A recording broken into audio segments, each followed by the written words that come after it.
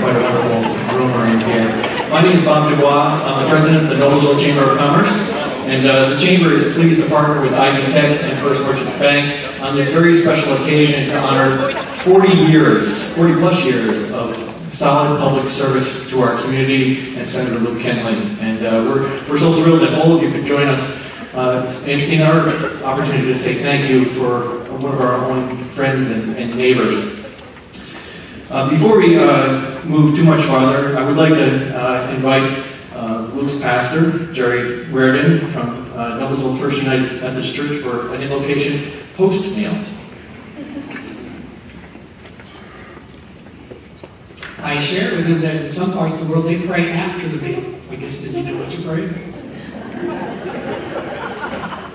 I've been honored, it's an honor and a privilege to be here as part of this occasion.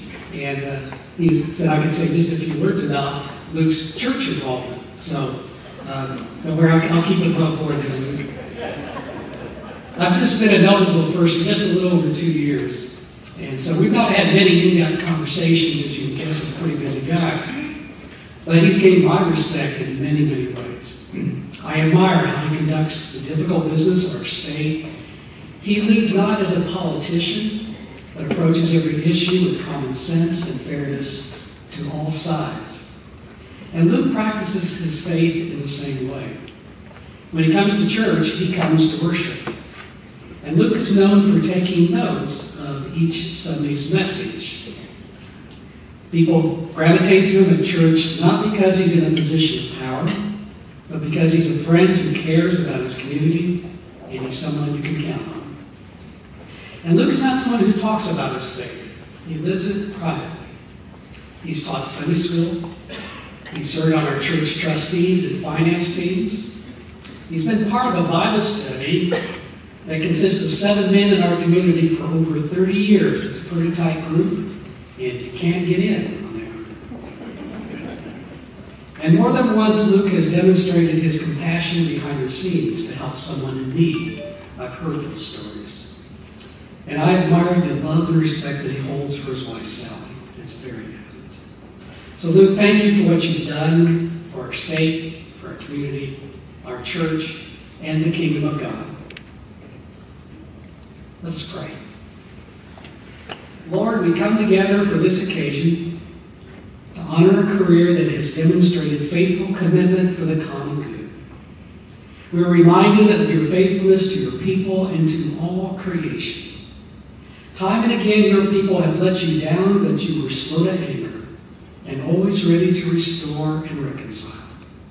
You called together your people and offered your blessings so that we may be a blessing to others.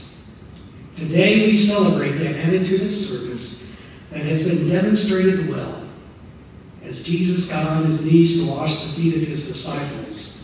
May we each seek to find our place to serve others with humility and compassion, to your constant love and abiding love, we pray. Amen.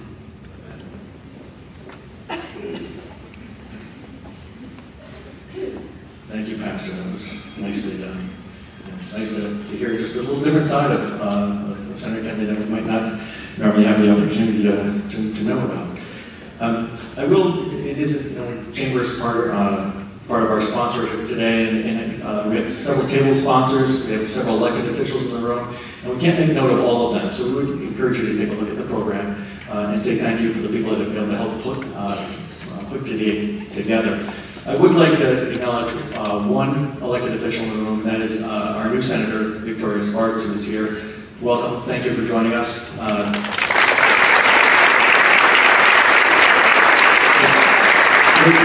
Today might seem a little intimidating. Officials be driving home the point that these are giant shoes to fill, but we wish you great luck in representing us. Thank you for being here. We're here today in this beautiful atrium because it's symbolic of Senator Kenley's lasting legacy. Right next door, the Boys and Girls Club is another representation of his work. And every time we drive on a road in Indiana, we have a little bit of thanks for Senator Kenley. Over the next hour, you're going to hear from elected officials, community leaders, friends, and family. For each one of these stories that you may hear today, there are hundreds of other stories of ways that Senator Kenley has served his community, supported his friends, supported his family, and served the state so well. Each one of these 91 other counties in our state have something to say about saying thank you to Senator Kenley. Our state's on a solid foundation because of his fine work over 25 years in the Senate. As his Senate responsibilities widened to take more of a statewide approach, he never really strayed away from his small business roots and his support of downtown Noblesville, and certainly understanding what it takes to be a small business owner, the struggles, and as a chamber, we really appreciate always having that in the back of your mind as you're developing policies and budgets for our state. But I think the Senator would probably be the first one to admit that his accomplishments are to be shared. Senator, we know your family and your friends all played a major role in helping you serve the public in such a great way that you have. So we'd like to just simply say to the Senator, your family, your wife, thank you so much. I think Larry Riggs, you're here from First Merchants. We have just a token of our appreciation for Sally for loaning us your husband for all those many years.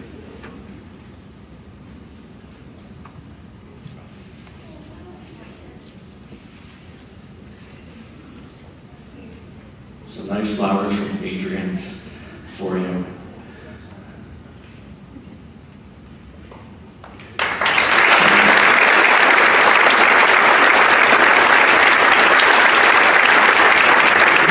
We also have this wonderful cake that we hope you'll take home and share with your family. It's a piece of art. I don't know if I would want to actually cut into it, but it is one of Darren Peterson's and Jennifer Roberts' fine creations, and so that's a token of our way of saying thank you and break bread or break cake with your family on our behalf. I think at this point, I will introduce Roger Harvey, our MC for today. And as I've learned a little bit about Roger, he knows everyone in the room apparently, and everyone knows Roger. And so I'm just getting to know who you are, and a man of great talents. So Roger is the Managing Director of Strategic Communications for Bose Public Affairs Group. That's a place where we stole our deputy mayor from Bose Public Affairs, and we're very thankful for them sharing him. Prior to joining Bose Public Affairs, Mr. Harvey was an Emmy Award-winning television journalist, and you probably all already know that. During his 18-year career, his news reports were featured on MSNBC, CBS, CNN, and Court TV, as well as many network affiliates across the country. He's a graduate of the University of North Carolina at Chapel Hill, and an extraordinary public servant, and we're thankful to have you here to take our program away. Thank you.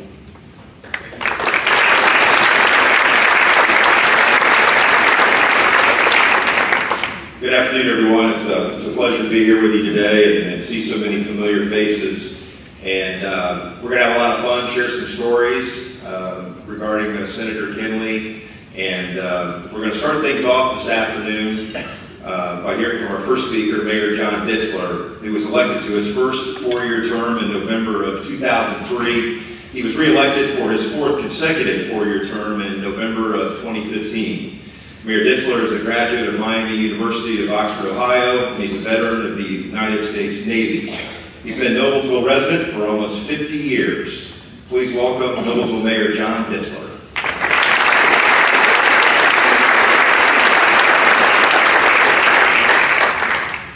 Well, thank you very much. It's a pleasure to be here. If you are expecting today being Luke Kenley Day, it is not.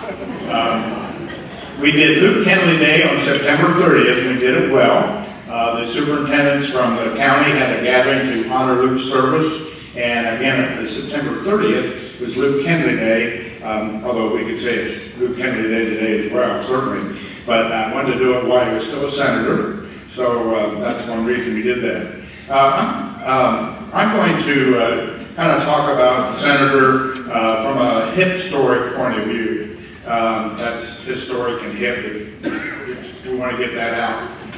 But I met Luke, I think around 1962. He was a junior in high school. I was a Miami boy, coming to Noblesville, chasing a woman who happened to live across the street from Sarah, Sally, Sarah B.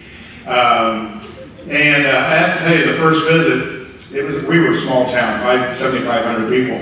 I stopped at the Marathon at 10th and Wayne, asking for the Comstock residence on Maple Avenue, and these 3 or 4 guys, 2 of the Shernick brothers, like, boy, what are you doing in this town chasing our women? I mean, they didn't say that, but I knew that's exactly what they're thinking. So that was my first visit. Luke, of course, was a football star, leader in his class. His girlfriend, Sally, as I mentioned, was a 4-year Mercy Miller cheerleader, along with her best friend, Jane. Jane is here, and she was the sister of my wife. One of the reasons I came to meet parents and all that, but one of the things we did, we went to the basketball section on Carmel, and we won. We were pretty good back in those days, if you will. And frankly, I had learned about basketball because I came from Ohio, and basketball is something you did after football just to keep in shape. And that was, again, the mid-'60s, so I had to learn a bit about that sport. Now, I don't know if Luke was on that team or not. He was an athlete, but if he was, he didn't play very much, if at all. So that was a great team. One thing also I learned about Luke that we have in common, I heard this in Jack today. He and I were both in love with Annette Funicello. I didn't know that one, Luke. She was beautiful on the Mickey Mouse show. So anyway.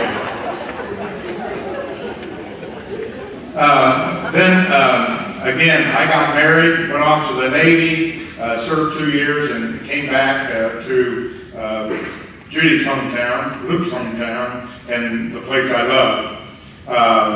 And then Luke came to Miami University. Actually, before I got married, I was a senior and he was a freshman. And I didn't know Luke well, but again, I was a senior, he's just a freshman. I was Fiji, and Luke was Beta, and just across the street again from our house. The Betas, however, were the scholars. Obviously, Luke is very much a scholar and athletes as well. So he and I were apart, but yet across the street from each other for at least a year. But then again, I got married, went to the Navy, as I mentioned. Luke then married his high school sweetheart, Sally, went off to Harvard Law School in Cambridge, served 2 years, went in there a couple years later. I don't know my dates exactly, but a couple years, Uncle Sam says, boom, boom, we want you. And I know Luke kind of made an effort to negotiate with the government to say, if you'll wait a year, I can serve as an attorney and I'll be more valuable. And typical government sometimes, no common sense. No, you come, we want you now. So Luke was in the Army, served as an officer in the Army for 2 or 2.5 years. In the meantime, Bill and John were born. They're twins. And then he did go back and finish his degree at Harvard Law. He then came to Indianapolis and was with a big law firm. I don't think they're there anymore. Duck was one of the names, I think. But Luke kind of felt called, I think, to the family business, Kenley Supermarkets. It was started by Mr. Howard Kenley, who is here, and perhaps his father as well. And so Luke kind of felt called to come back to Kenley's, and we miss Kenley's today. But certainly very successful. We expanded that business. But he also was appointed as the Noblesville court judge. Not many cities our size, or not many cities, period, who have a Harvard lawyer for their judge. But he was a judge from 1974 to 1989. Was a very fair, competent judge, and I would think and know, actually, he was very empathetic, but again, always fair. One story I will tell, we were all young, halfway athletes. I wasn't a great athlete, but there was about 10 or 12 of us that played football.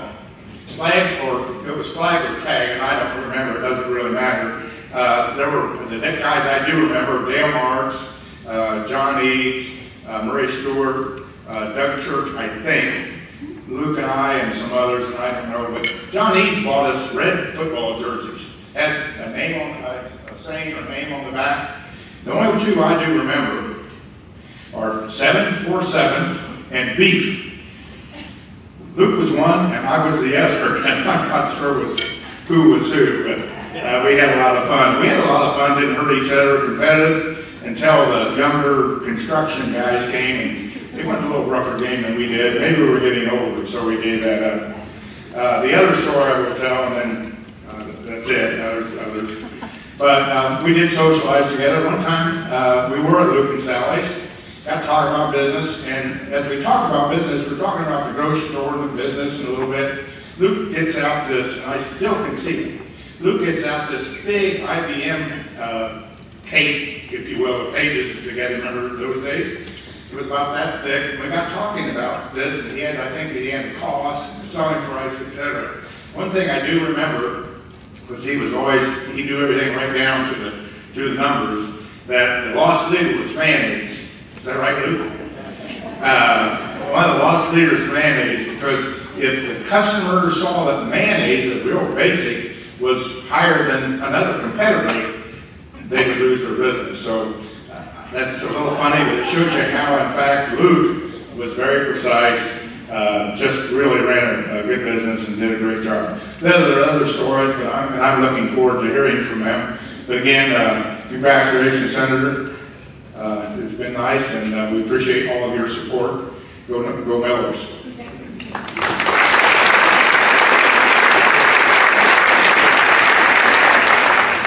Thank you, Mayor.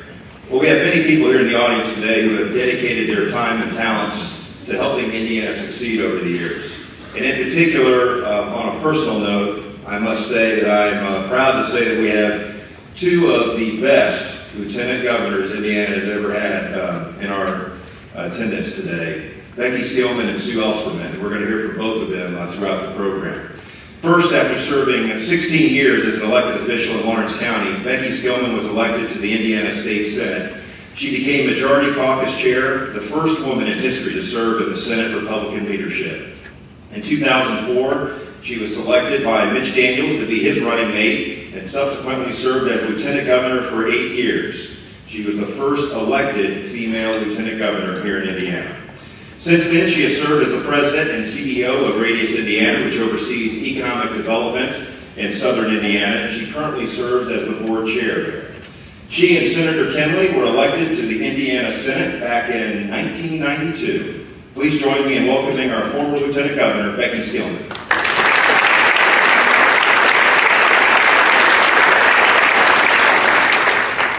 Luke, are you going to hide? He doesn't trust me. It's great to be back in Noblesville and to catch up with so many friends. Always a pleasure to see Mayor Ditzler and to see my friend Sue Elsperman, the president of Ivy Tech University, Kathy Richardson, my longtime friend. We were county officials together. I'm not going to say what decade that was. And then, of course, served in the legislature. So many friends here from city and county government. Your Noblesville City Councilor, Chris Jensen, who was on my executive staff at the State House for quite some time. You know, this list could go on and on and on. And then there's this fellow named Luke Kenley. Luke, you're scaring me. Would you get in the hot seat? You need to get in the hot seat, Luke. So we're going to get to him, but I first want to thank the community for having this grand celebration. There is no one more deserving than Luke Kenley of gratitude from their friends and their neighbors for his decades and decades of public service. And I'm just pleased to be a very small part of that. I also want to thank you for allowing me just a few minutes to reminisce. Roger has told you that Luke and I were classmates, both elected in 1992. Now, some of you might recall that was kind of a brutal year, wasn't it, Luke? our two election contests were targeted as the top two Senate races in the state of Indiana. So there was extraordinary focus, huge sums of money, and Luke and I worked very, very hard. And so, of course, we were very eager to get to work. And on our first day in the Indiana Senate, we were wide-eyed and we were taking it all in. Luke and I were also seatmates on the floor of the Senate. Our other seatmate was also a freshman, and this name will be familiar to you, Senator Teresa Lubbers, who is now the state's Commissioner of Higher Education. So Luke, Teresa, and I were the three newbies. You may know, and perhaps you recall, that Senator Kenley was named by his colleagues as Freshman of the Year in 1993. Now, he was indeed a stellar freshman, but I think he bought some of those votes, bringing us those great oranges and candy bars from his family's grocery store. That's how that worked. But Luke, of course, will most likely be remembered for his great fiscal stewardship of the state of Indiana, and rightfully so.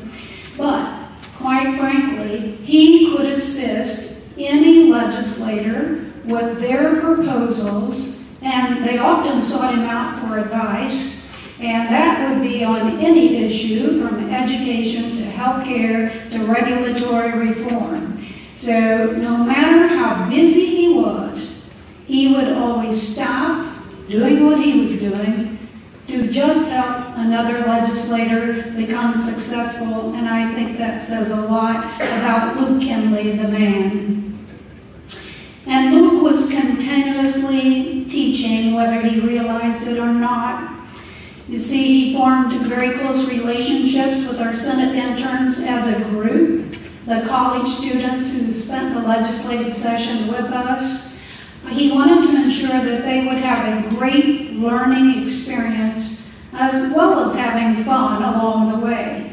He and Sally would host the Senate intern party at the end of every legislative session, and I know what a highlight that was, what a great wrap-up for, I called them kids, for the kids, Senator Kenley, and we appreciated that.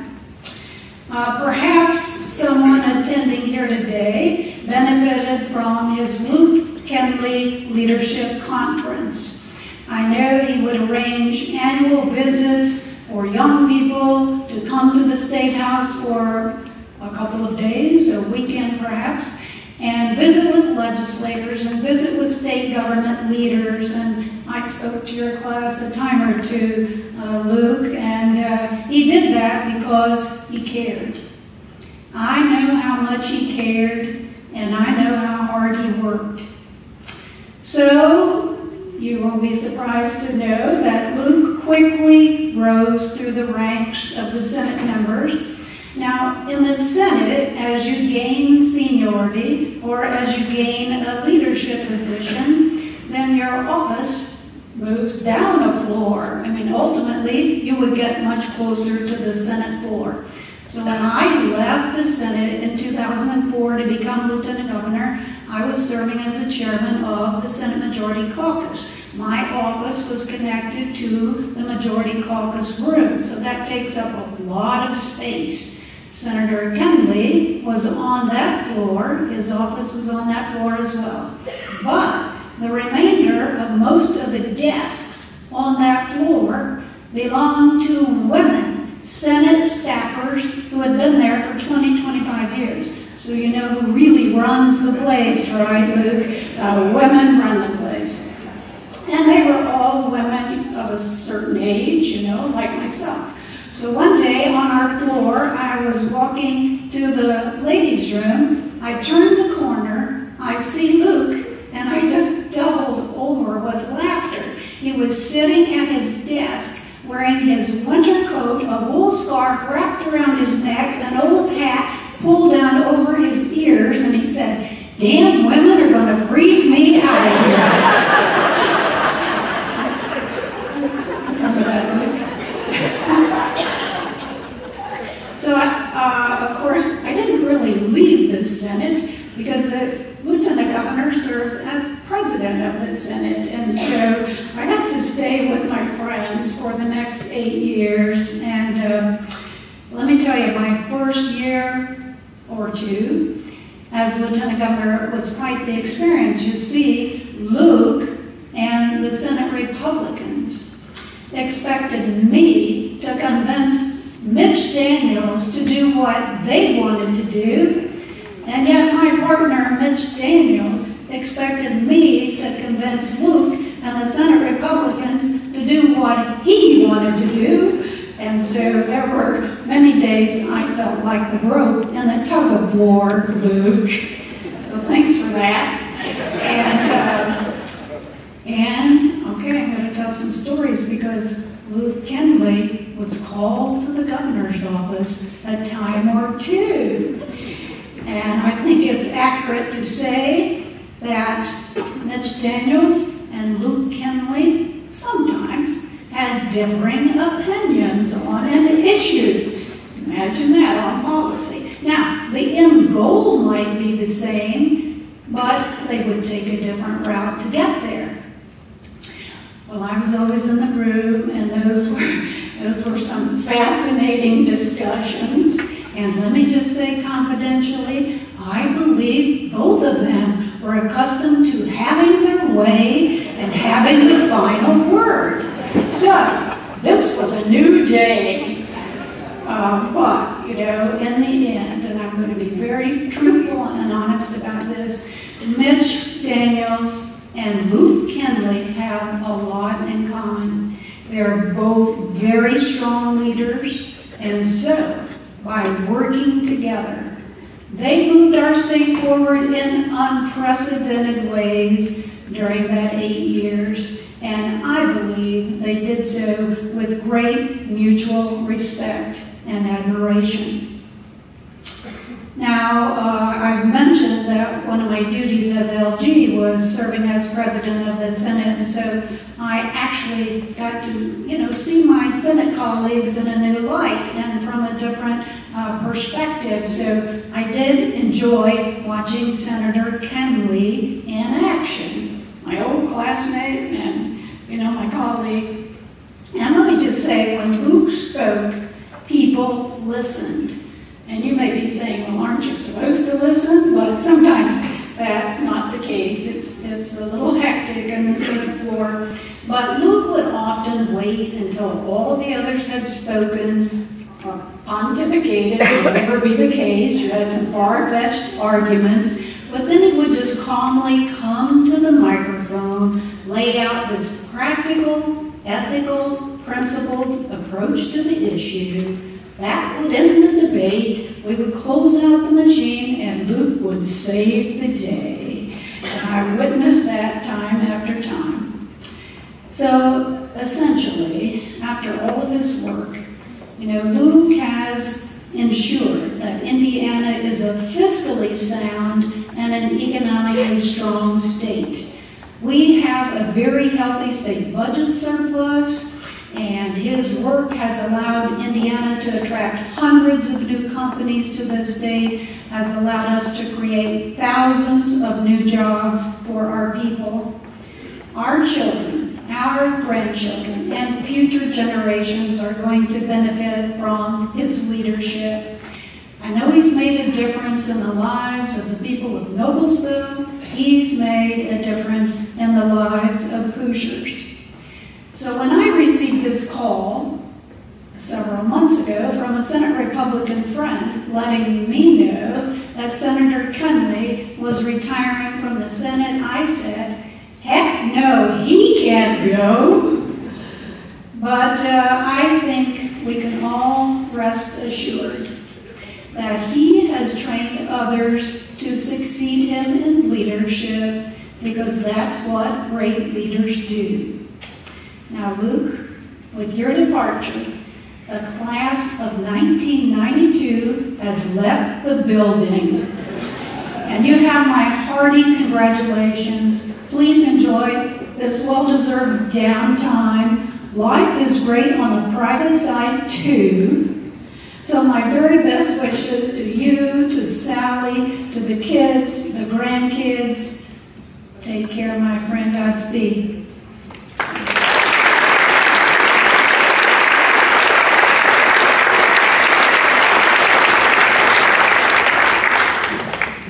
Thank you, Becky. Senator Kenley has certainly helped numerous community organizations over the years during his public service, including the Noblesville Boys and Girls Club, where Becky Terry is the executive director. Last year, the Noblesville Boys and Girls Club had 2,280 members and hundreds more young people participating in club events. Becky is here to honor Senator Kenley for his more than 40 years of support for the Noblesville Boys and Girls Club. Please welcome Becky Terry.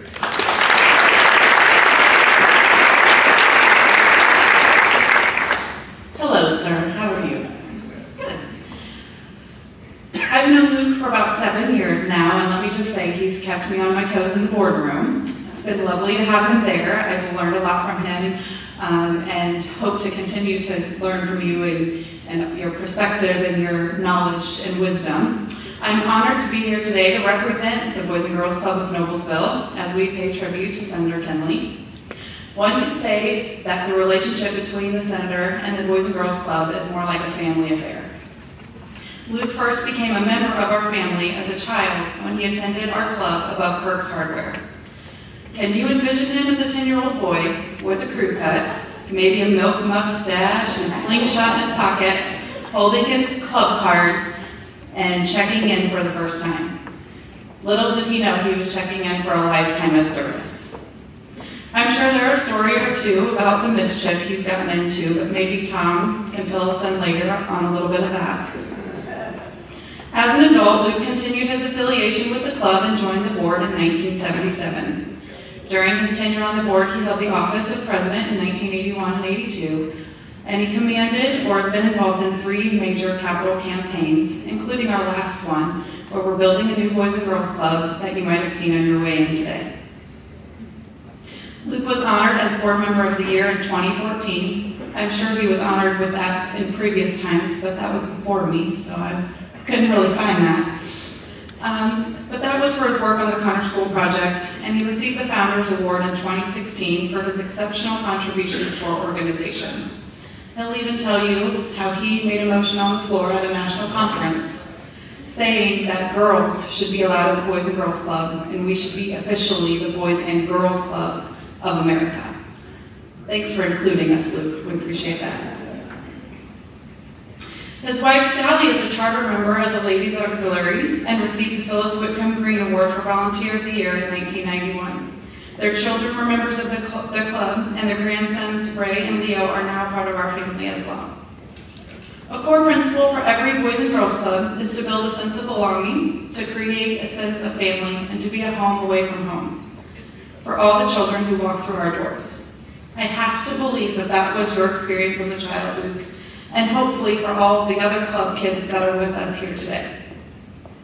I know as an adult, this is what you have given to the thousands of members who have called the club home for the last 40 years. We are proud to have you as part of our family. We are blessed to have your leadership, and we are grateful for all you have done on behalf of the youth in our community. In humble appreciation for all you have done and all you continue to do, our current board president, Kim Hirschfeld, has a gift for you. We have a pair of handy-dandy overalls with the club logo on the front and some amazing designs that our kids have created to decorate the pockets with a barn, a horse, and a few bales of hay. Thank you for all you've done. We appreciate you.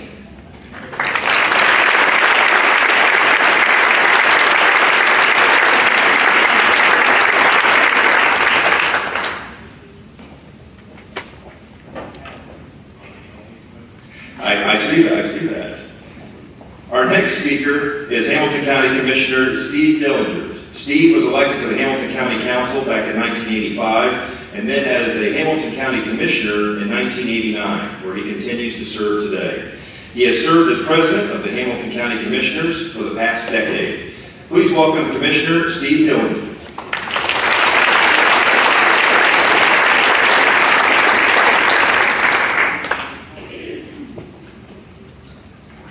In your opinion, what would the definition of a great government leader be?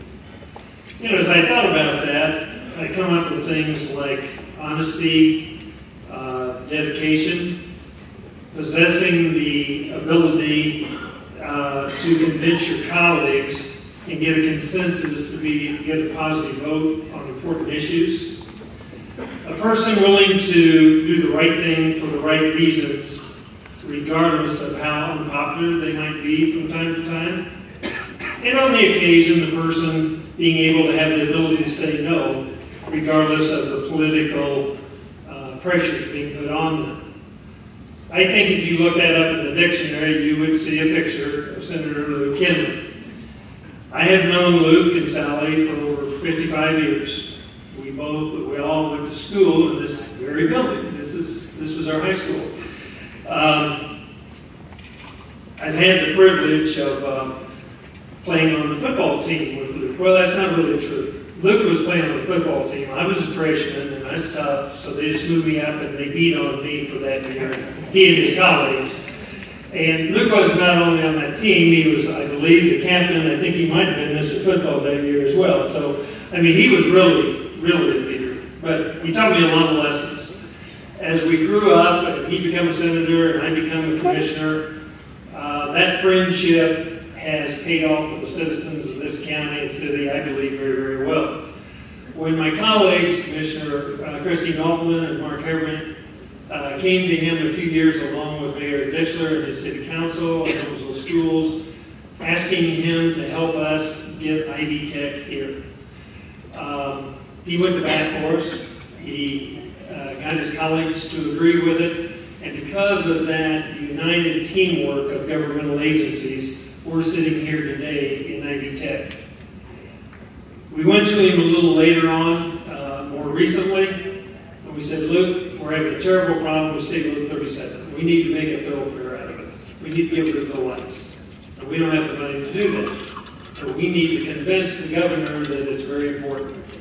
So once again, Luke went to bat for us.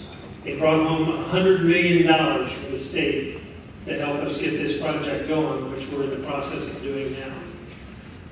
Luke, your efforts has meant a lot to local government. I'm speaking on behalf of the county and the city. That cooperation is what has helped make Hamilton County the #1 county in the state and one of them in the United States. We thank you for your service. I'll miss you in government as a friend, and have a great retirement.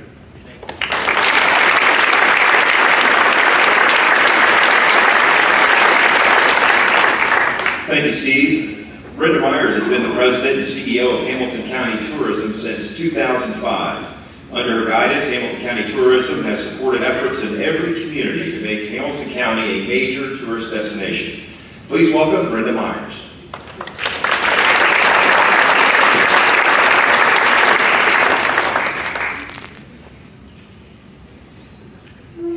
Few of you may know that Senator Kenley was a key architect in how local tourism is structured today in Indiana.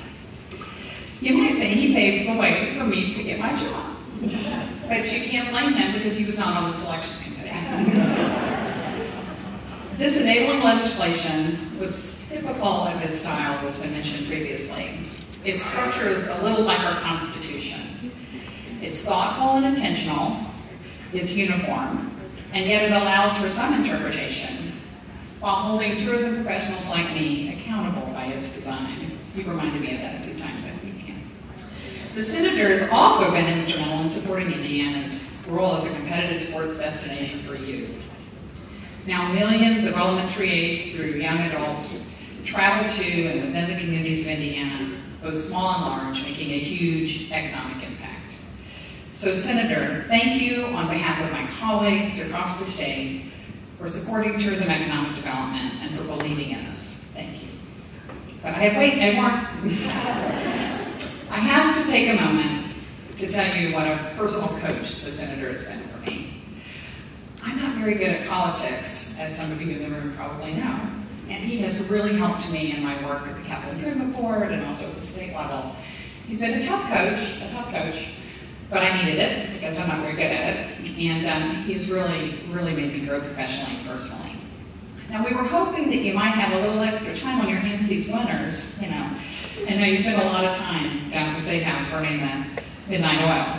And so Conner Prairie and Hamilton County Tourism have teamed up so that you can be, you and some friends can be guests at our Hearthside suppers at Mr. Conner's house. We thought that was appropriate since he was a fellow legislator. He was not a fellow legislator at the same time Senator Kenley was a fellow legislator. Yeah, just teasing. Because Conner Prairie represents one of the many tourism treasures that your work has supported over the years. So thank you so much for your dedication to Indiana, to the county, and to tourism. Thank you so much.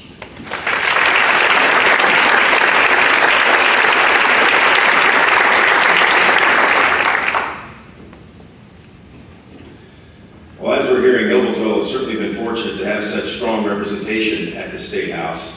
There's someone, though, that's still there to this day that's been playing a large part in all this and Noblesville's success, and that's State Representative Kathy Richardson.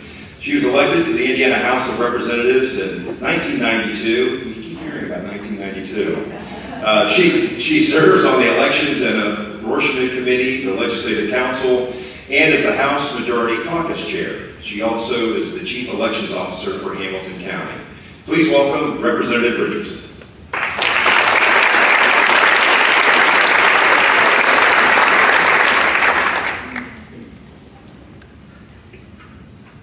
Well, Luke, I don't know if you've noticed this, but you know, there's that old saying that behind every good man, there's a bunch of good women.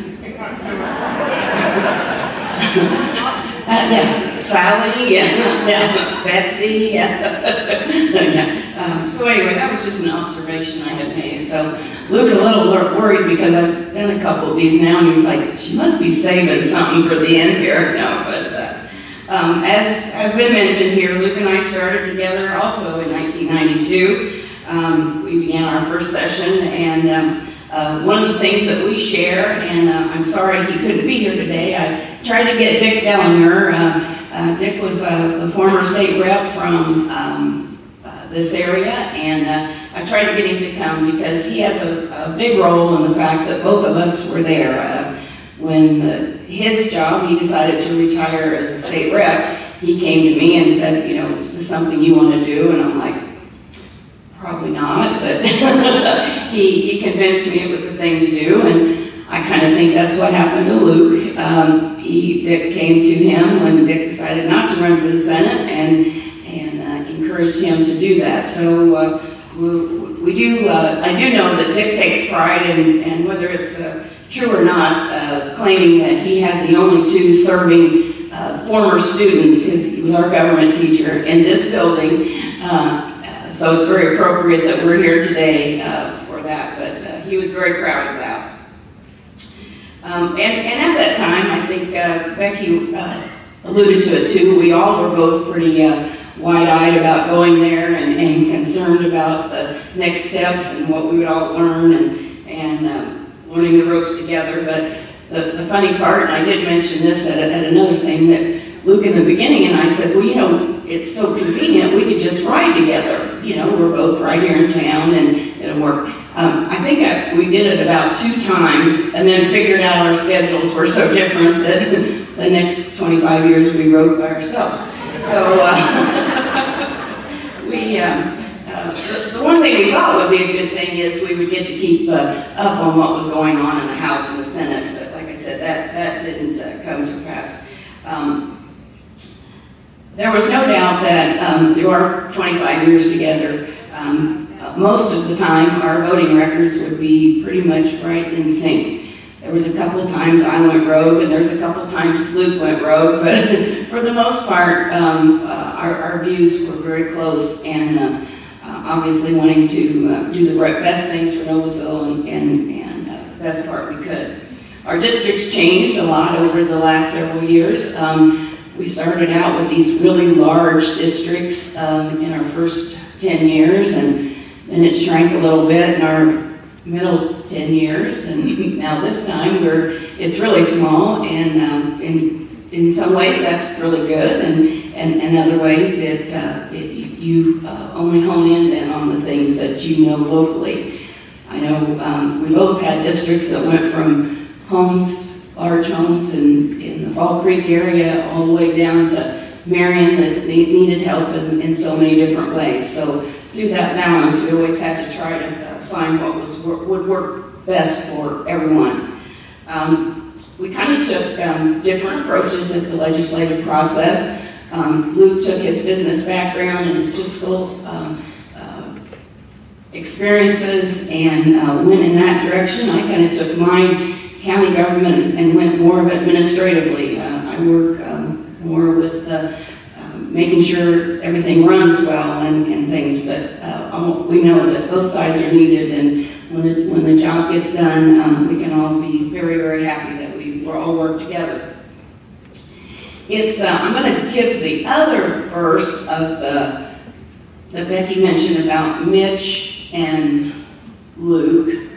As you well know, in my leadership team, there's this tall guy named Brian Bosma, and he always had some different ideas too. Yeah, and so we would be sitting in a leadership meeting, and they would be saying to me, "What are you going to do about your senator?" I'm like, well, when I talk to him, he says, "What are you going to do about your House members?" So I was on that same road, Becky, going back and forth. But the bottom line is, and I think we can all be proud of it, of all the things that we've done, in the end, it all came out to do the right. It's like anything good. You got to compromise, you got to work through it, and make very good decisions. And I feel like all the way through it, Luke was there and able to do that. Luke, as you've all mentioned, has served his community in many roles, through his business, through his church, through government, and I'm just, and his involvement in the Boys and Girls Club, which I think shows a very well-rounded contributor and leader in this community, and someone that we are so proud of. It's been an honor to serve with Luke, and we've been friends the whole time, and I don't think there's a fly up here driving around here. I don't think there's been a time when we didn't agree on something that we couldn't work out, and I appreciate that.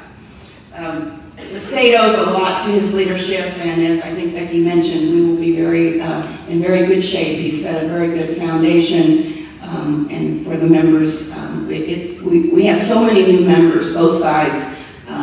You have many new members. I'm not even sure I know all your senators, and today or last week we elected a new one, and next week we're going to elect another one. So it is changing. It's changed a lot since we started, but I think Luke will be always remembered as helping build that foundation, and very grateful for that. The one thing I'm really not sure about, what Luke's going to do with all of his time. Sally has asked me to call him regularly and find things for him to do, so if anybody has any ideas, help me out. Just not staying at home, yeah. So anyway, once again, Luke, thank you so much for your service to Noblesville and to our county and our state, and I appreciate and love you a lot. Thank you.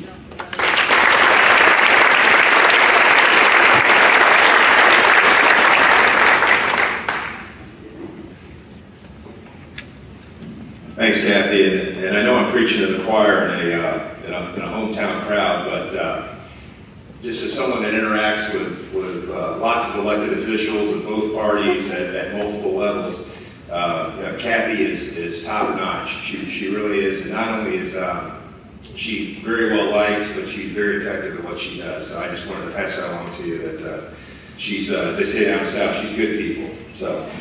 Our next speaker is Mike Hurst, is the regional president, that is, for First Merchants Bank. Mike is a graduate of Purdue University. He joined First Merchants Bank in 2009 as senior commercial lending manager, and he became regional president in 2010. Mike is active in the community and has served on various philanthropic boards. Please join me in welcoming Mike Hurst.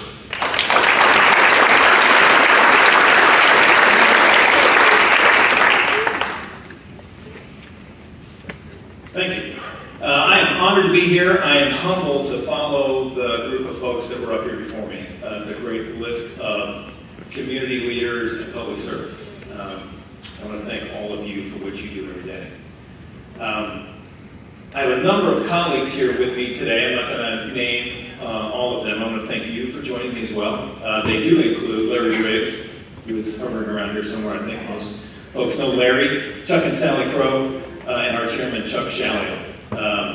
Being here today was important for us, for a big number of us, so we appreciate the opportunity to be here and share a thought or two.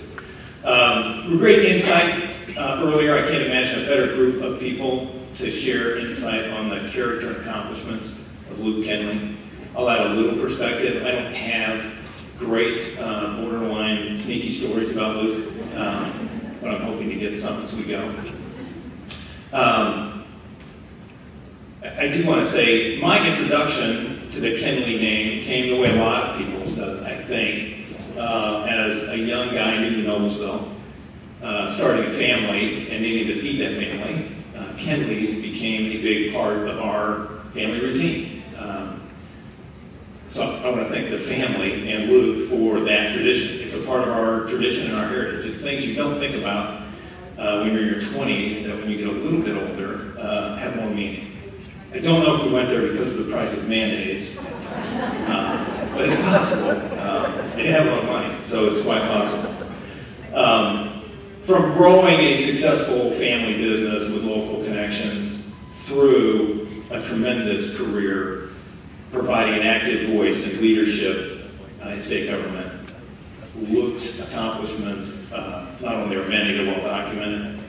Your contributions are even greater than those accomplishments. I was thinking a couple of days ago, I don't have a script, so obviously I didn't prepare for this, so I was just thinking, if we look back on that career, which spans a few years now, it would be tough to identify a period of time where someone could legitimately say that Luke Kenley wasn't actively contributing to his community, to this community, to central Indiana, and to the state of Indiana. That's a pretty impressive statement to be able to make about a life which still has a lot to go. And I'm humbled by that. I want to thank you on behalf of First Merchants Bank for those contributions. They're real. I want to congratulate you on the accomplishments. I want to thank you for all you do for our bank. As a longtime customer, first with Community Bank and now with First Merchants, as an advocate for us, which is important, and as a member of our regional board. You provide guidance and support and help all along the way. And you're not retiring from the regional board. My boss is here. I want to leave that on the record. Larry Riggs is here with me. We have a small token of appreciation for you. Hopefully you have some shelf space left. And we also are making a contribution to a cause that I know is very important to you, the Boys and Girls Club. And happy to do it. Larry wouldn't let me bring our big 6-foot check, so that was over the top. You really did. I'm making that up. We're honored to be here, and we appreciate everything you do.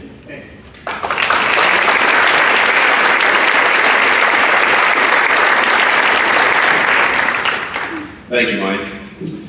Our next speaker is George Furkeys. Many of you, I know George, and for those of you that don't, you're in for a treat. I did not have the pleasure of knowing George before today, before I got involved in this, and as I started to learn more and more about this person, not only was I thinking, man, he's going to have some good stories, but I'm going to share with you, and as I just told him, I said my intention here is not to embarrass you, but this is a very impressive individual, and I think it's worth us taking a minute or two to hear some of the accomplishments of this extraordinary individual. George and Luke Kenley have been friends since they were 9 years old and went to school together all the way through college at Miami University of Oxford, Ohio. George has served with distinction for 30 years as a United States Air Force pilot. On Friday, tomorrow, he will be inducted into the Indiana Military Veterans Hall of Fame.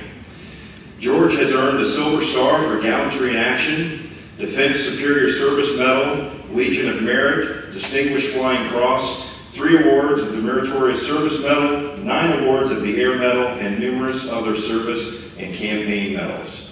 Please welcome George Furkeys.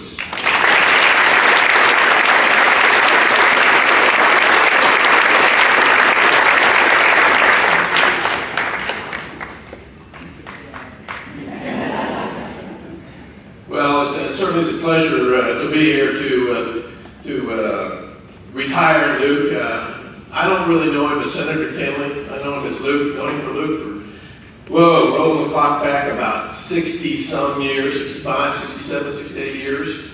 And I'm going to give you a little look into his youth and some of the things we did and didn't do. And I've got a group of classmates that are probably going to tell me some of it's BS and some of it's true. But we do have a group of us here. But before I do that, I'd like to take a moment and, as I said, I'm going to talk about Luke's early background, but I'd like to recognize his father. Howard Kenley is a member of the Greatest Generation, a veteran of World War II, a decorated aviator in World War II. Howard, thank you for all your service.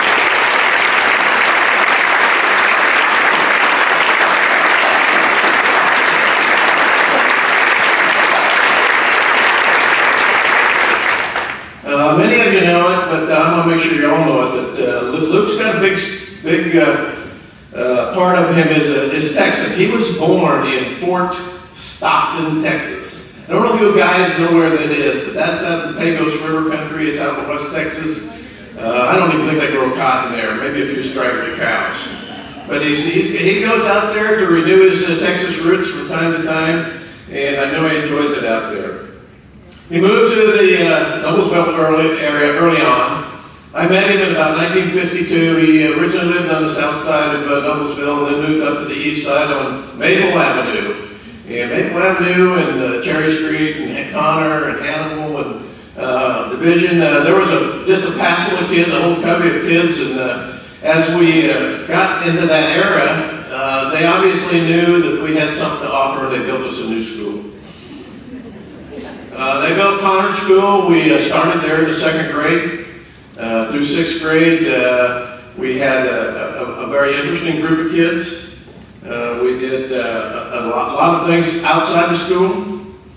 We'd hang out if we could at there were three houses grouped together on Maple Street, and they were lived in by three young girls, two of which are here tonight. The third one was Joni Light, and Sally Butler, and Jane Comstock. And that just seemed to be the place to be, and so we all hang around out there and do some things that some you can talk about, and some you probably don't want to talk about, but there was a pretty special tree there. Was the old climbing tree in Jane's front yard that I think we all, from one time or another, fell out of. There was always in the summer, there was a big gaggle of birds that would hit the trees nearby, and we probably shot, I don't know, maybe 10,000 BBs at them, trying to keep them out of there. We would plan our Halloween tricks as we got together in this area.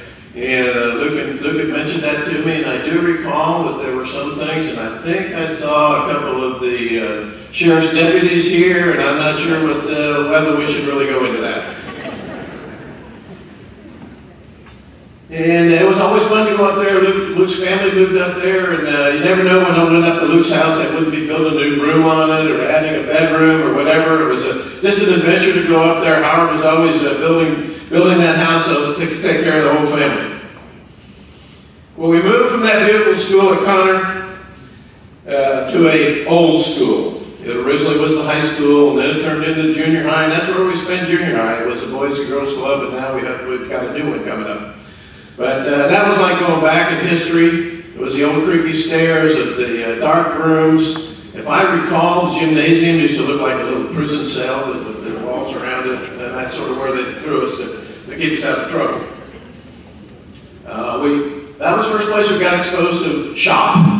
And, we wanted to try out our building skills. A guy named John Deerdorf taught it. He also taught up at the Boys Club. And just one story that comes to mind, we all had to make a project. I think Gary Cox recalls trying to make a bowling pin lamp on a lathe, and he got too skinny, shiny bowling pin.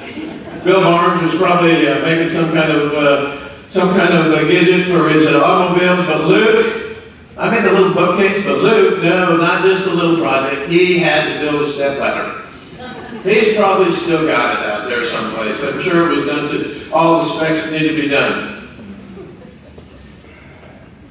We did talk a little bit about sports. Luke played Little League. We had a very active Little League program. Most of us played in it one time or another. He was on every team of every sport in high school, except I think the girls' basketball team. He tried it all. I looked through the annuals, and there he was. He was in golf. He was in football, basketball, baseball. But football was his thing, and he really was a very good football player and a good athlete. He tried out for the Olympic toboggan team out at Forest Hill on the snow. Unfortunately, he broke his ankle and couldn't go on with the team. I remember him being a peg leg, running around school for a while, was that ankle broke. That broken ankle healed. High school was a busy guy. He was in every club you can imagine. He was a thespian. Dick Dillinger got him started as a thespian. I'm not sure how far that career went. He probably used it on the Senate floor. But that's where his political career started. He was president of the sophomore class. He was president of the senior class. Took a little break. He was the treasurer of the junior class and also the prom chairman.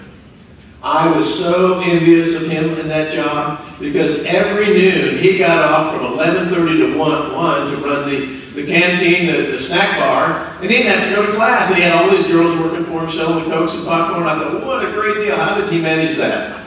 Well, was one of our great teachers, Doc Carr, had a pretty good idea on what young men could do, and Doc selected him to do that. And I think he had a pretty good pick. I think Luke learned how to manage the budget and money and all those things that he put to pretty good use when he was a senator and trying to get herd those cats in to get those bills passed for financing this great state.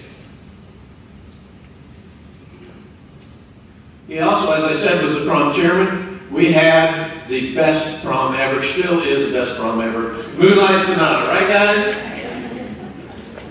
We worked hard and long run. Luke was out there working with us like a good leader, and it was one of the memorable things from our high school times. One thing I didn't know when I was doing a little research on Luke, I did not know, Luke, that you were in the concert band your freshman year. What did you play? The clarinet. What can I say? So naturally, as John Ditzer said, Luke went off to Miami, Ohio. I went there too. Luke, being the studious guy, he probably went over there for all the academics. For me, it was free tube beer at 18. So probably a little bit different agenda. But I will tell you, I'm pretty sure that Luke was studying all the times because almost every night I was checking the bars to make sure he wasn't there.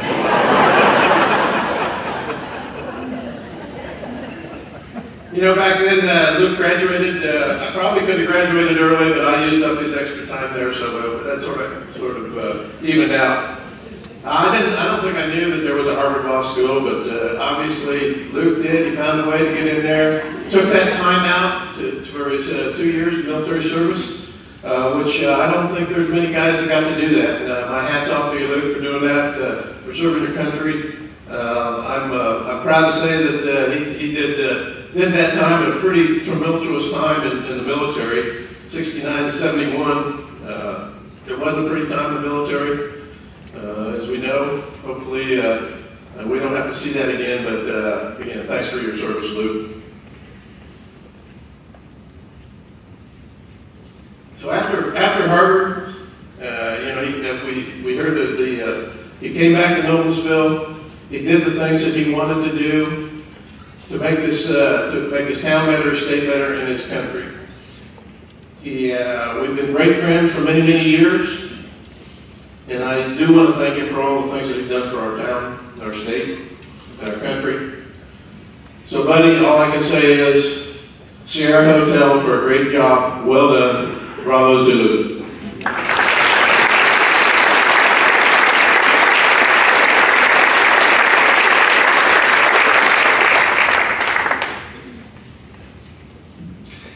Our next speaker, I'm sure, has plenty of stories as well. Bill Kenley is the proud son of Sally and Luke Kenley. He's taught English at Noblesville High School for more than 20 years. Last year, he was honored by Indiana University as Outstanding High School Teacher of English. He's also been voted a Legacy Award winner by the graduating senior class at Noblesville High multiple times. He began his career as a bag boy and maker of ham salad in the deli of the Kenley supermarkets. And since I think the statute of limitations has passed on this, I've been told that the secret ingredient to that ham salad was the raspberry jelly. That's what my sources tell me. He then soon became the produce manager there at Kenley. He, his wife Casey, and their two sons, Ray and Leo, all of whom he describes as very cool, live on Logan Street, about a half mile of where we are today, just a few blocks away from Representative Richardson. Please help me in welcoming Bill Kenley.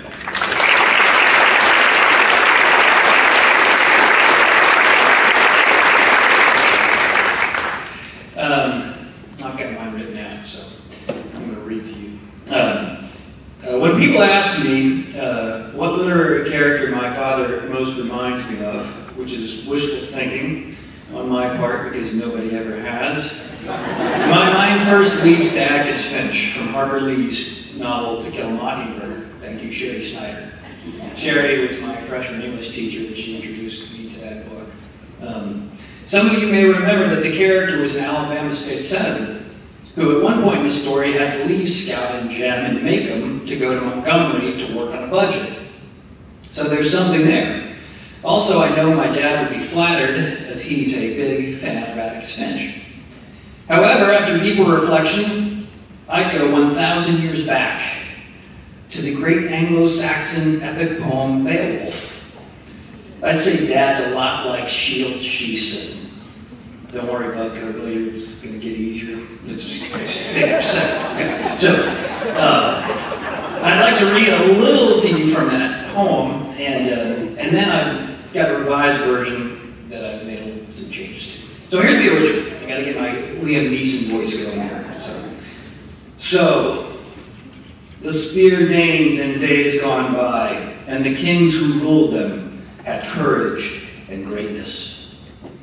We have heard of those princes' heroic campaigns.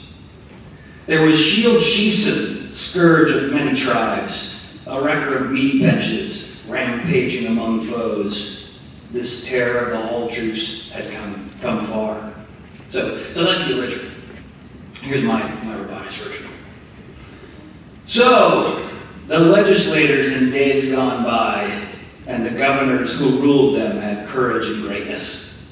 We have heard of those heroic campaigns.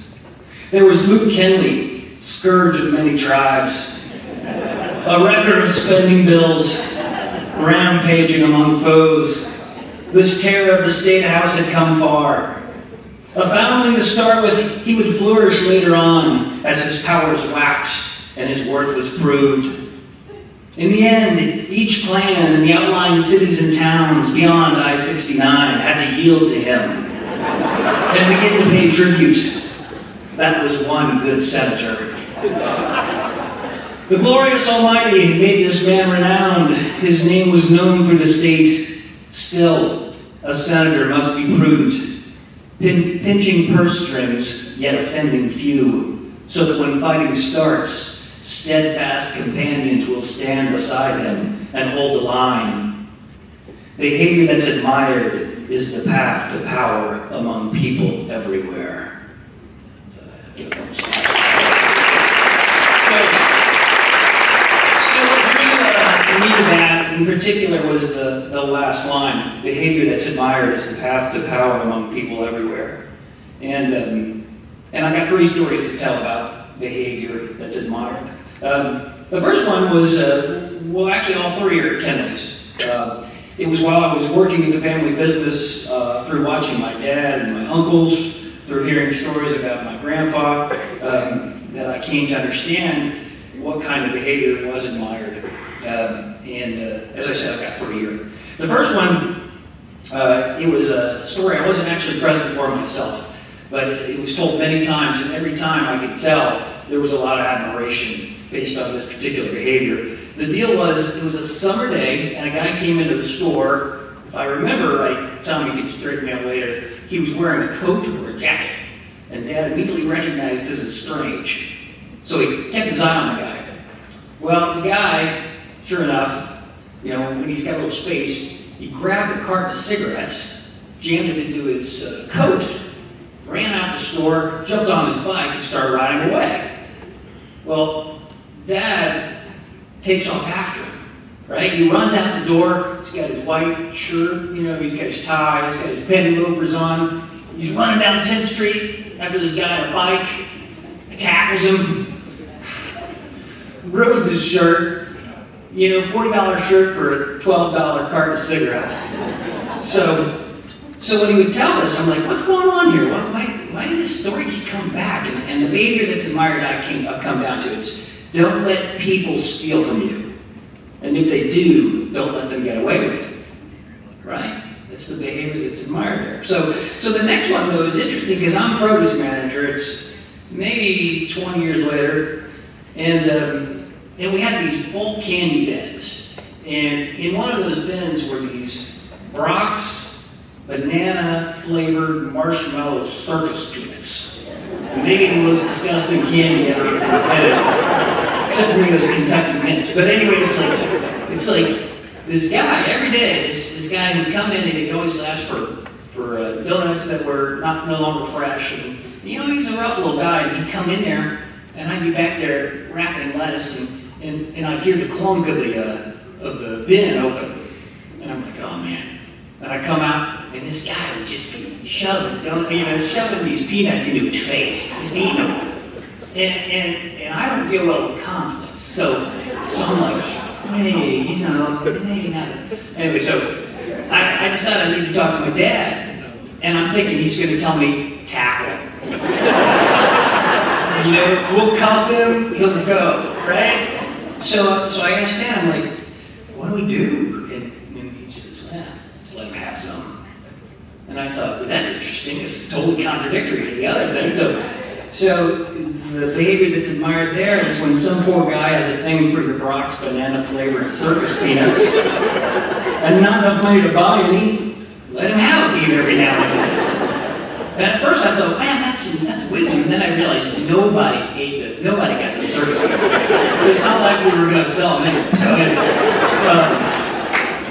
the last one is one that's really, if I get a little choked up, it's because it means a lot to me. It's a really good story, I think. I worked in the deli. I put the raspberry jello in the ham salad. And I was back there one night, and we were closing it up.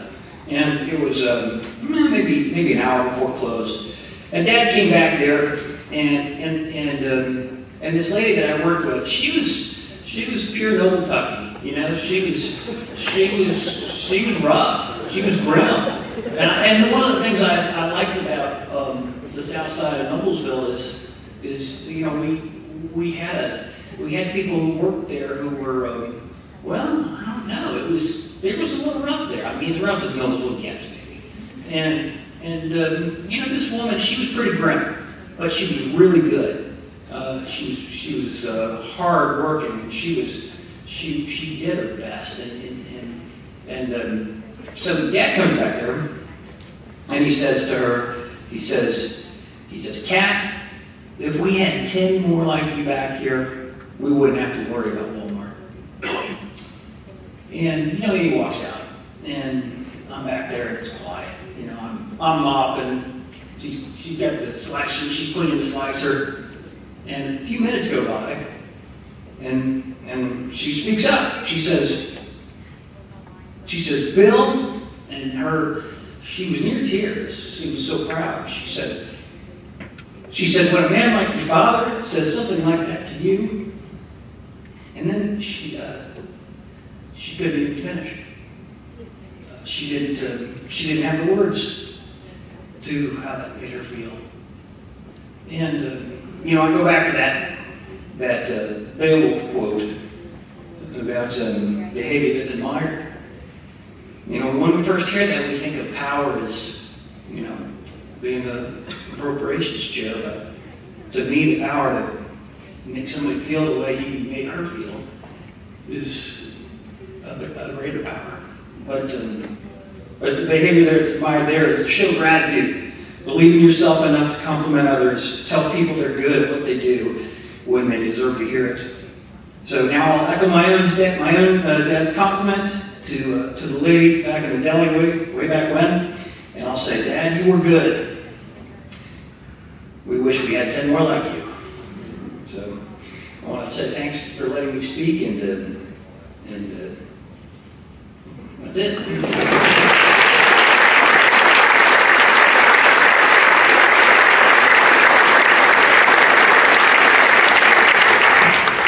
Thanks, Bill. Those are some terrific stories there. Well, as I mentioned earlier, we're fortunate to have, as I've said in my opinion, two of the best Indiana lieutenant governors in our state's history with us today. Sue Ellspermann earned doctoral and master's degrees from the University of Louisville in industrial engineering after completing her undergraduate work in industrial engineering at Purdue University. From 2006 to 2012, she served as the founding director of the Center of Applied Research and Economic Development at the University of Southern Indiana. In 2010, Sue was elected as a state representative for District 74, and in 2012, she was elected to be Indiana's lieutenant governor. In May of 2016, Sue Ellspermann became the president of Ivy Tech Community College of Indiana, where she is the first female president for the college. Please join me in welcoming Ivy Tech president and former lieutenant governor Sue Ellspermann.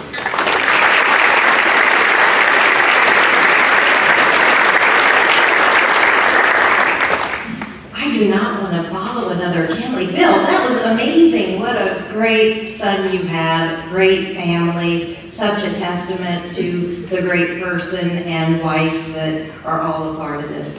So Senator Kenley, I was one of your green legislators in 2012. And you know, if you were in the General Assembly when I came in after the great ladies you heard from, you knew to be scared of two people, Senator Luke Kenley and Representative Jeff Espich, right? You know, because they controlled all the purse strings at the State House, and if somebody said, you're going to have to sell Senator Kenley, the fear of God was in your heart. And I can say that because I was there, I lived through it. However, when you did, you found that there was a very thoughtful person on the other side, whether he agreed or not, and probably not. It was a very thoughtful thing that you didn't leave as a green representative saying he didn't value, he understood, he tried to help you, and as you heard earlier, he was a great supporter. As lieutenant governor, as a follow-on, the not as good version of Becky Skillman, but someone who strove to follow her footsteps, I grew to appreciate the deep love and care you demonstrated for the state of Indiana, and it was manifested in that budget. It would have been easy to say yes to all those requests that came in, but then where would Indiana be? And so you didn't follow even your own preferences on that, but I think you always had. It was very evident that what you were caring for was the state, the good of the state, and so we have a good state. As president of the Senate, as Becky shared, you get that dual role as lieutenant governor. It was awesome to hear the quiet that would come when Senator Kenley stepped up to the mic. You know, there might have been people who groused a little about what he was going to say, but they knew the moral clarities we heard, the honesty, the simplicity, and the goodness of the message. And at the end, as Becky said, pretty much the votes always went that way. Now, there may have been a couple of times as lieutenant governor, we also oversaw some agencies.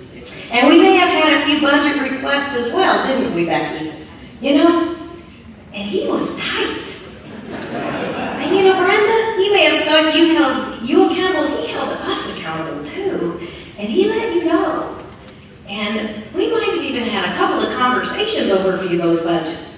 But again, once again, so thoughtful, so willing to work through, so much about doing the right thing that, again, appreciated your understanding of the concerns we had, but clearly we understood the goals you had for the state. And so now I am honored to oversee this fine institution that you have helped shepherd into being really the nation's largest singly accredited community college, and it has been and continues to receive significant taxpayer investment that pays dividends to each of us every day as we fulfill the mission of helping Hoosiers of all ages achieve their post-secondary educational goals and to build Indiana's workforce, to grow Indiana's middle class and increase the prosperity of the state.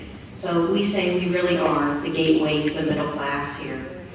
And that is true for over 20,000 students a year will earn a degree or credential at Ivy Tech. The Noblesville campus was a true opportunity. It provided a useful purpose for the Noblesville High School so many of you loved here, while bringing post-secondary education to Hamilton County. So let me note, though, as we talk, the Lumina goal, 60% of our workforce having post-secondary degrees or credentials by 2025, this is the only county in the state of Indiana that has achieved that post-secondary workforce goal, and you should be so proud. But as Luke saw and you saw, that's still not good enough.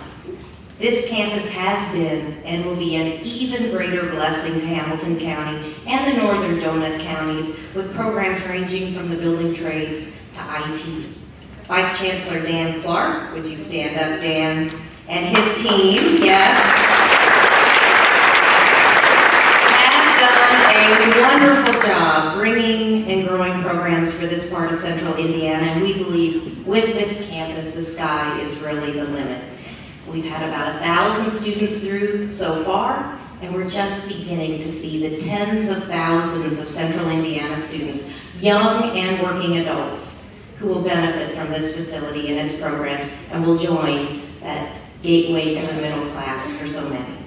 So Senator Kenley, it is with great appreciation and affection that I know I speak for State Trustee Terry Anker, Chancellor Kathy Lee, Vice Chancellor Dan Clark, our entire Noblesville team, and me. We're just so proud to be able to demonstrate for you just a small token of our appreciation for what you've done. And I think the Chamber, you might want to look where those beautiful green and white balloons are. We have named this Kenley Commons.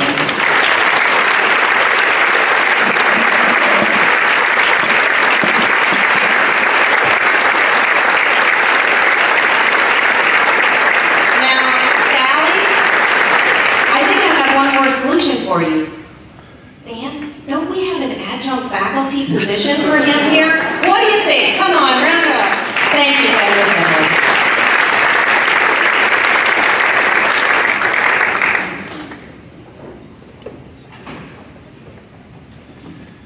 Thank you, Sue. Well, perhaps it's appropriate that this is all going on at the very same time that my phone has been blowing up in my pocket. Because in Washington, speaking of fiscal matters, there's this tax plan that's coming out, and I'm apparently hearing from a lot of people through text. I haven't looked at any of them, but if you have something, look for something to do in your spare time. He's shaking his head at me. You don't want to go down that road, do you? Well, finally, it's time to hear from the man who has served our state well. I've had the pleasure of interacting with Senator Kenley in my previous career on television news as a journalist, and most recently in my role with Bose Public Affairs. Now, I'll tell you, in the interest of full disclosure, he didn't always like my questions when I was a member of the media. And interestingly enough, in the world of public affairs, he asked the questions of me and oftentimes gave me the answer. So it's a little bit of a different pace for me from the news business to what I'm doing now. But I will tell you this, that Senator Kenley over the years always treated me fairly, and when he told something, I knew I could trust the information. It's a large reason, many of you probably don't know this, but it's a large reason why over the years, reporters like myself and others that have covered him knew that he was a straight shooter. They could go to him and he would tell us like it is. And many times we didn't necessarily like the way it was, but we knew that we were going to get the truth. And as I alluded to, yes, sometimes the truth was blunt.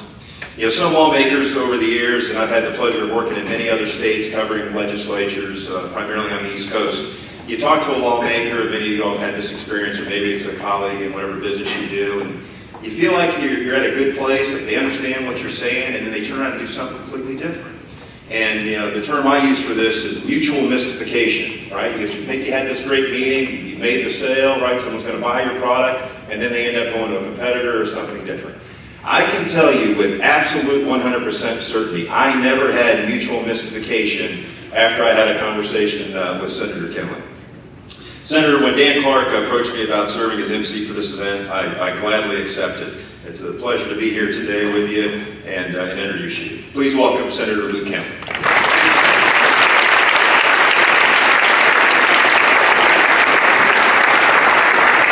Thank you, Roger, for doing this, and thanks to all of you for coming today. We had a big event down at the state around the state fairgrounds, and a lot of the state people came, and I think about half of them came because they wanted to make sure I was leaving. So I feel a little different in this Noblesville crowd. I do want to recognize my family, my dad, everybody. Would you stand up, and all my family that's here? Casey and Bill.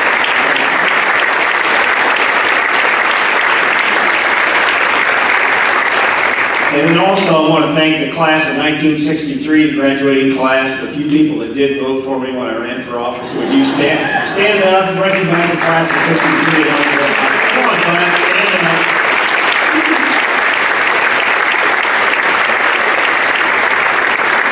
Thanks. You know, it's a funny thing about how you get into these types of situations, and I never was a volunteer for any type of duty, and Mike Howard sitting back there and he's laughing because he kind of knows where we're going here a little bit. But I didn't want to be the city court judge, and Jerry Barr talked me into doing that. And I went up there. He said, "Just come to court and watch him for a day or so." And so I went up there, and he called me back and he says, "What do you think?" And I said, "Well, I think about half these people shop at my store, and it wouldn't be very good for business." And finally, Jerry's and some others talked me into it, and I said, "Okay, I'll do it as my public service, and I will never run for the job, and I will never, if somebody else wants to run, they can have it." And so I realized after 15 years that nobody would ever take that job, so I resigned. And then it wasn't but a few years later that Dick Dellinger, who came to Kathy and asked her to run as state rep, and he actually was the candidate for the state Senate seat, been through the primary. And he came to me in June and he said, "I'm going to have a personal illness, or I've got a personal illness, and I can't do this." He said, "You need to do this job." And I said, "Well, Nick, I just got rid of one job that I didn't want." And he talked me into doing this, and we ran. And frankly, this was one of those things that happened that for all of you out here, and all of you are leaders in your different area, and you have people that ask you to do things and do this and do that and want you to be participating with them. But sometimes you need to understand that other people see things in you that maybe you don't see. And so actually, this was one of the most fortunate things that ever happened to me. And shortly after I had been elected, I'd been down to the legislature, and I thought it was all crazy, and they voted on 100 bills a day, and how can you make 100 decisions in one day like this? And so I was at home, and I said to Sally, I was complaining about everything in general. She said, you need to think this over. She said, people have given you the chance at the age of 47 to go down and make a difference and to do something where you can help some people. She said, you need to quit complaining and just go do your job. So after that, it was so true that I thought, that's what we're going to do. So as a reality, one more thing before we go. Thanks to the Noblesville Chamber and thanks to everybody that worked to put this together, and I appreciate all your help. But George Furkes flew over 350 combat missions in Vietnam. I think we ought to get on our feet.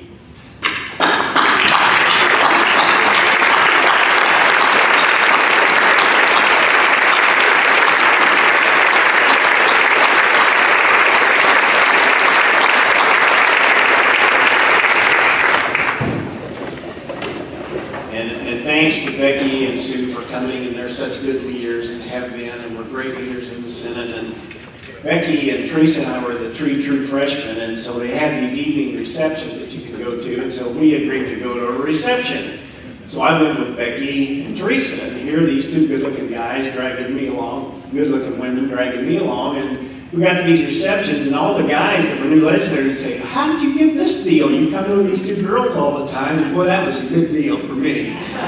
So, and Sue, we're so proud of the Ivy Tech facility, and we owe a lot of thanks to that, to the county council and the county commissioners and the mayor of Noblesville and the city council and the school board for working this out for all of us. It's an incredible facility. It's going to do so much for young people and older people that are going to go to school here. So we should be really appreciative of this. And actually, a lot of the things that happened in Hamilton County came along because of the 3 Steves, I've always called them. Steve Dillinger, Steve Holt, and Steve Nation was the prosecutor, and Steve Nation was always a guy that was trying to do something better. So these guys, prior to them being in the offices of the county commissioners, we had county commissioners that were barely trying to get us into the 19th century, and let alone where we were, and these guys brought us to the 21st century. So Steve and Steve and Steve Nation, who's not here, let's give them all a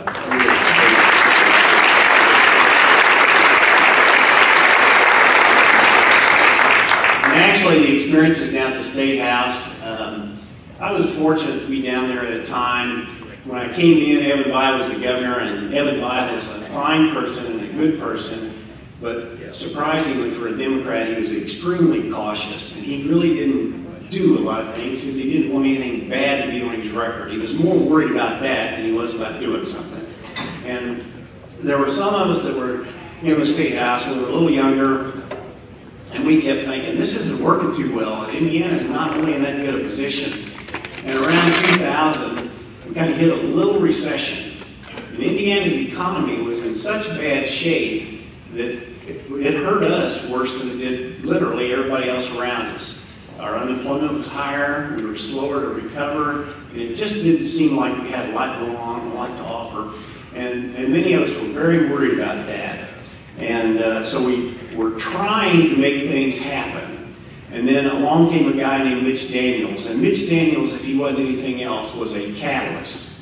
And Mitch said, look, we need to go forward. We need to do this. We need to do that. And not every idea was a great idea, but he got us going. And so Kathy and I have had the kind of the privilege and the luxury of serving and being integral parts of, and sometimes more important parts than other things, of getting Indiana to a good tax system that's fair to everybody, one that encourages employers to hire more people. We developed a budget that emphasizes K-12 education and higher education. And although this story is not written very often, I can tell you that our 8 public universities are so much better than they were 15 years ago. They are so much more responsive to their student. They are so much more customer-oriented.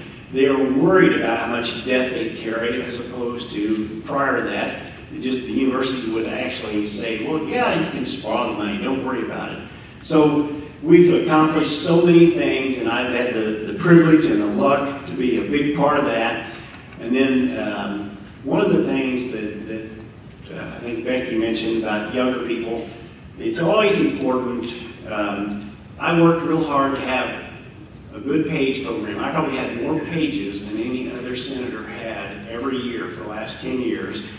The intern party was great. One year, I would let them set the theme. And one year, they decided to come dressed as their favorite senator. And then when they got there, they did skits. And I said, you know, that's almost too good. We can't do that anymore. The word might get out on that. And then I had the leadership conference every year. And so all of you are leaders. And all of you have seen the success that Indiana has had. All of you are experiencing and part of the success that Hamilton County and Noblesville has.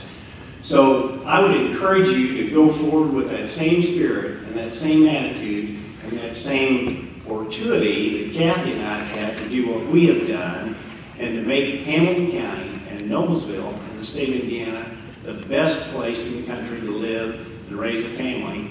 And when you're doing that, don't forget to put out programs for younger people, because you've got to find a way to carry on the succession. People have to understand why it's important to continue to honor our traditions. So I am honored that you are all here. Life does not end after retirement from the legislature. I'm looking forward to it. Actually, about 2 days afterwards, I realized, gee, that was the smartest decision you ever made. What took so long? And so I'm looking forward to being a Noblesville boy and a Hamilton County boy and a good Indiana Hoosier. So thank you all for coming and give us the time and the attention, and I appreciate you being here today.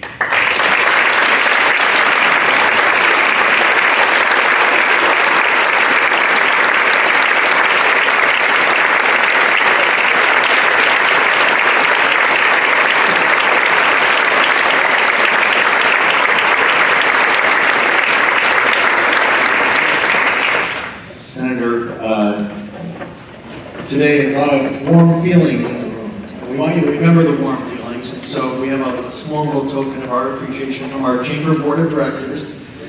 It's a very tastefully done blanket that is Texas appropriate as well as Noblesville appropriate, and you can use that on your couch. We want you to, when you're watching whatever you might watch on television, we want you to put that on your lap and think about the warm feelings here in the room, and thank you.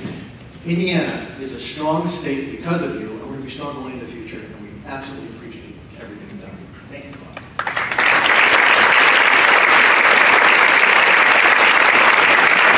We do have a guest book that is making its way around the room. If you haven't had a chance to